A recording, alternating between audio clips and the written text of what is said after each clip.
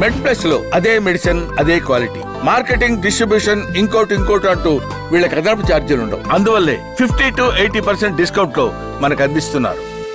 మనం వైద్యం నారాయణ హరి అంటాము. సో చిన్నప్పుడు ఎవరైనా ఏమవుతామంటే ఫస్ట్ డాక్టర్ అంటారు, కొంతమంది ఇంజనీర్ అంటారు. అంటే డాక్టర్కి ఎంతో గౌరవం లభిస్తుంది సొసైటీలో అని చెప్పేసి చాలా గత 40 సంవత్సరాల నుంచి కూడా చిన్నపిల్లల్ని ఎవరిని నువ్వు ఏమవుతావంటే ఫస్ట్ డాక్టర్ అని చెప్తారు యాక్చువల్లీ. సో అంత గౌరవప్రదమైన వృత్తి. బట్ ఇప్పుడు రాను ఏమవుతుందంటే కొన్ని రాంగ్ ప్రాక్టీసెస్ మార్కెట్లోకి వస్తున్నాయి. సో ఇప్పుడు PRP 4th స్టేజ్లో ఇవ్వడం కావచ్చు, మిగతా రకరకాలుగా వస్తున్నాయి. సో ఆప్థమాలజీలు కూడా. సో అంటే ఈ మధ్య నేను గమనించిన విషయం ఏంటంటే ఇప్పుడు మనీలాలో last weeks before fully assisted robotic surgery చేశారనే వార్తను చదివాను. బట్ నేను ఫ్రమ్ ది లాస్ట్ 3-4 ఇయర్స్ నుంచి హైదరాబాద్ రోడ్ల మీద రోబోటిక్ క్యాటరాక్ట్ సర్జరీ అని చెప్పేసి వాళ్ళు బాహాటంగా మార్కెటింగ్ చేస్తున్నారు. ఫస్ట్ సర్జరీ 3 వీక్స్ బిఫోర్ ఎక్కడ మనీలాలో జరుగుతాయి. ఇక్కడ గత 4 సంవత్సరాల నుంచి చేస్తున్న రోబోటిక్ సర్జరీ ఏంటి అసలు యాక్చువల్గా? అట్లా చేసుకోవడం నైతికత? మీరు అంటే చెప్పండి. మనీలా డాక్టర్ ఆయన ట్రయల్స్ అవుతున్నాయి ఆయన ప్లేస్ లో.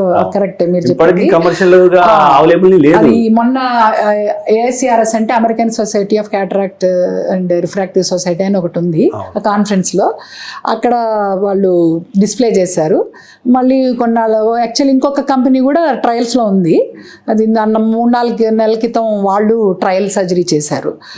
అది రోబోటిక్ అంటే మీరు రోబో దాన్ని డాక్టర్ కూర్చొని దాన్ని గైడ్ చేస్తూ ఉంటారు. సో సర్జన్ వెళ్ళి డైరెక్ట్గా చేసేది కాదు. సో ఇది ఎక్కడ ఇంకా రానే లేదు, కమర్షియల్ లాంచ్ లేదు, అసలు ట్రయల్ జరుగుతోంది. ఎక్కడ వేరే అక్కడ కూడా ఇంకా కమర్షియల్గా లాంచ్ కాలేదు. ఎక్కడ ట్రయల్సే అవుతున్నాయి. అసలు ట్రయల్స్ అయ్యేది కమర్షియల్ మెషినే అవైలబుల్ కానప్పుడు వీళ్ళు అలా రోబోటిక్ సర్జరీ అని బోర్డ్స్ పెట్టి ప్రమోట్ చేయడం కంప్లీట్గా రాంగ్. అది అసలు అలా ఎందుకు క్లెయిమ్ చేస్తున్నారో బెస్ట్ రీజన్స్ వాళ్ళకే తెలియాలి. పేషెంట్స్ అట్రాక్ట్ చేయడానికో, ఫుట్ ఫాల్స్ పెంచుకోవడానికో అసలు నిజంగా చేసేది femtosecond laser assisted cataract surgery అది జరుగుతోంది. దాన్నే రోబోటిక్ సర్జరీగా ఆ మెషిన్ ఉన్న వాళ్ళు చూపెడుతున్నారేమో.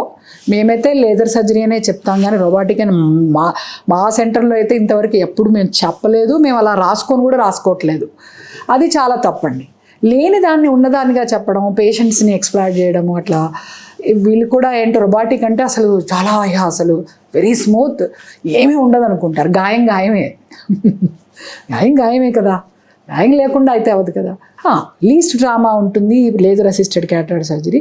రాబోయే ఆ రోబోటిక్లో సేఫ్టీ, ప్రెసిషన్ ఇంకా పెరుగుతాయి డెఫినెట్లీ.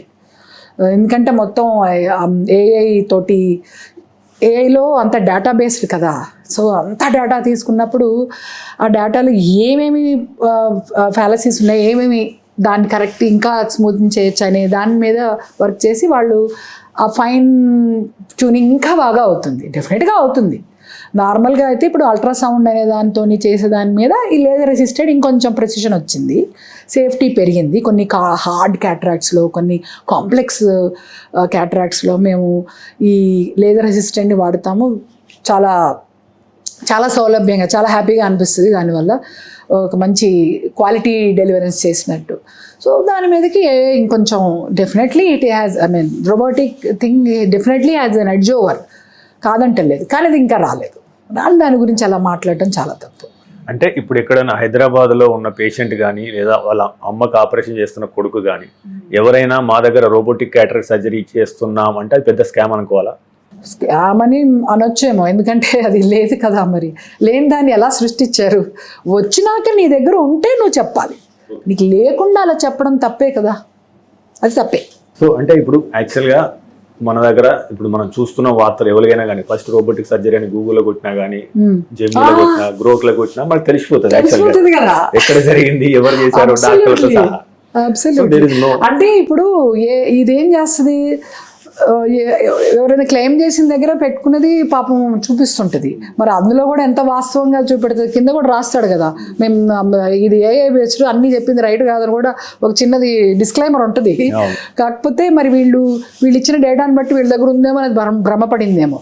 అందుకనే కొట్టడం ఎట్లా first trial where it has happened అనేది కొట్టాలి, అలా కాకుండా ఎక్కడుంది అనేది అసలు లేనే లేదు, ఎక్కడా లేదు అది. సో మేము వ్యూవర్స్ మీకు కూడా ఇస్తాం, మేము ఇక్కడ ఎక్కడ జరిగింది ఫస్ట్ ఏది రోబో అసిస్టెడ్ సర్జరీ, మనం ఫుల్లీ రోబోటిక్స్ క్యాటరాక్ట్ సర్జరీ అంటున్నాం కదా, సో ఇది మనీలలో జరిగింది రీసెంట్గా. సో దానికి సంబంధించిన క్లిప్స్ కూడా మేము యాడ్ చేస్తాం ఇక్కడ.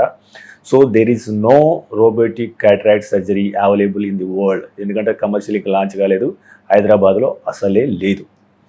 సో ఇది ఒకటి గమనించండి.